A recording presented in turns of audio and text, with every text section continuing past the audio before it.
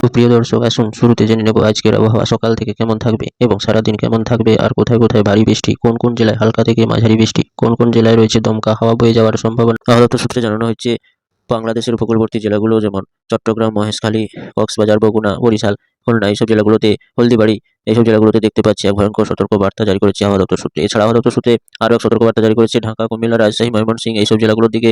এবং আরও ভয়ঙ্কর সতর্ক বার্তা জারি করলো আবহাওয়া দপ্তর সূত্রে রাংপুর, ঠাকুরগাঁ, জয়পুরহাট এবং বাংলাদেশের বিভিন্ন জেলাগুলোর দিকে এক ভয়ঙ্কর সতর্কবার্তা জারি করলো। আবহাওয়া দপ্তর সূত্রে জানানো হয়েছে, উপকূলবর্তী জেলাগুলো যেমন চট্টগ্রাম, কক্সবাজার, বগুড়া, বরিশাল এবং খুলনা, হলদিবাড়ি ওইসব জেলাগুলোতে আমরা দেখতে পাচ্ছি স্যাটেলাইটের মাধ্যমে উত্তরে কনকনে ঠান্ডা বাতাস ক্রমশ প্রবেশ করছে, যার প্রভাবে হাড় কাঁপানো ঠান্ডা পড়ার সম্ভাবনা রয়েছে। এবং এই ঠান্ডা আজ থেকে শুরু হবে এবং আগামী কয়েকদিন ধরে চলতে শুরু করবে। এছাড়া উত্তরবঙ্গের চিত্রটি আমরা দেখতে পাচ্ছি, রাংপুর, ঠাকুরগাঁ, জয়পুরহাট, ময়মনসিংহ এইসব জেলাগুলোতে আরও কনকনে দাপিয়ে ঠান্ডা পড়ার একটা সম্ভাবনা রয়েছে।